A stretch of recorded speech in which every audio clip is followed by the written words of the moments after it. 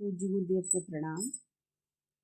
पिछले वीडियो में हमने ध्यान के रहस्यों का प्रकटन बताया, तो आइए आगे जानते हैं कि दादी क्या कहते हैं। उसके आगे उन्होंने कहा कि तब आप अनुभव करेंगे कि कैसे फिर ये मन स्वाभाविक रूप से स्थिर हो जाता है, बिना प्रयत्न के ही केंद्रित हो जाता है। हालांकि इस पर हमारा अधिक नियंत्रण प्रतीत नहीं होता। कुछ वस्तुएं मन को आकर्षित करती हैं और कुछ बिल्कुल भी नहीं करती। उदाहरण के लिए, अगर आपका बच्चा पूरे दिन अपनी पढ़ाई में पूरी तरह डूबा हुआ था, तो आपको खुशी महसूस हो सकती है कि वह सकारात्मक गतिविधि में व्यस्त है। परंतु अगर आपको पता चले कि वह लगातार 9 घंटे से वीडियो गेम खेल रहा है, तो आपको चिंता होने लगती है। दोनों ही मामलों में आपका बच्चा ध्यान केंद्रित करने की अपनी विशाल क्षमता को दर्शाता है, परंतु आपकी चिंता उस वस्तु के कारण है जिस पर वह केंद्रित है। आपकी चिंता इस बात में है कि उसके शौक क्या हैं। आप ही देखिए कि हम ध्यान के केंद्रित न कर पाने से परेशान नहीं हैं।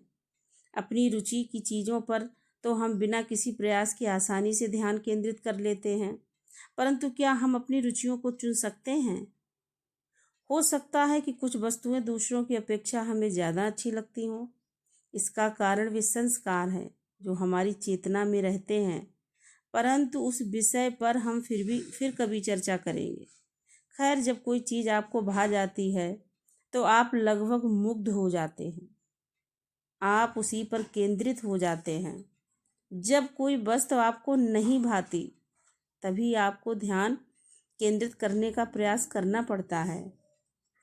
उदाहरण के लिए, जब आप किसी ऐसे विषय पर पुस्तक पढ़ते हैं जो आपके मन को नहीं भाती, तब क्या होता है?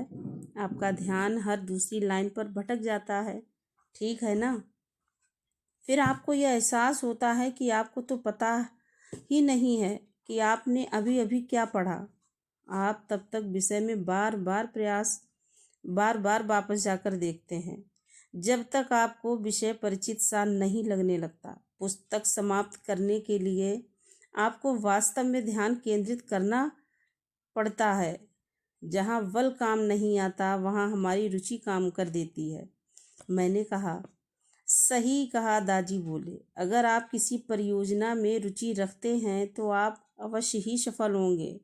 यदि आप कोई दिलचस्पी नहीं रखते तो आप संघर्ष करते रहेंगे। दिलचस्पी के बिना कोई भी कार्य जी का जंजाल बन जाता है। जब तक मन को कोई विचार आकर्षण नहीं लगता, तब तक वह उस पर टिका नहीं रह सकता। उसके बजाय वह किसी और चीज़ पर ध्यान केंद्रित कर लेगा।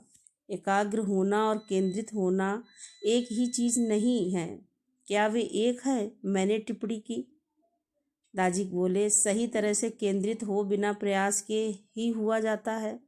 उन्होंने जवाब दिया, यह स्वाभाविक रूप से ही हो जाता है। प्रयास तो हमें तब करना पड़ता है जब यह स्वतः नहीं होता। इसे एकाग्रता कहते हैं, केंद्रित होने का प्रयास। हम ध्यान की परिभाषा एक ही चीज़ के बारे में लगातार सोचने के रूप में देते हैं। इसीलिए कई लोग इसे गलती से एकाग्रता मान लेते हैं, लेकिन ध्यान एकाग्रता नहीं है। एकाग्रता बलपूर्वक की गई चीज़ है, जबकि ध्यान तो सहज प्रयासहीन होता है, बिना किसी बल के। एकाग्रता में आपको अपना मन व्यवस्थित करना पड़ता है। आप एक ही विचार पर मन को केंद्रित करके बाकी सभी विचारों का बहिष्कार करते हैं जिनके बारे में आप अन्यथा सोचना भी पसंद नहीं करते। आप जितना गहराई से केंद्रित होते हैं, आपकी जागरूकता उतनी ही अधिक चीज़ों का बहिष्कार करती है। उच्चतम अवस्था पर आपकी संपूर्ण जागरूकता अन्य सभी चीज़ों को छोड़कर केवल एक ही बिंदु पर केंद्रित हो जाती है। इसके लिए प्रयास करने की आवश्यकता होती है। विचारों के प्रभाव को रोक पाना आसान नहीं है। मन का एक प्राकृतिक संवेग होता है। यह एक निश्चित दिशा में जाना चाहता है, लेकिन आप इसे जबरदस्ती किसी और तरफ ले जाना चाहते हैं। यह तो वेग पूर्वक बहती हुई किसी नदी की दिशा बदलने के प्रयास जैसा हो गया।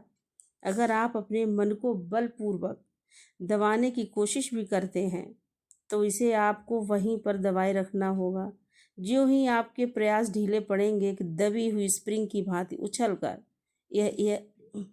कर यह वापस आ जाएगा। आखिर कितनी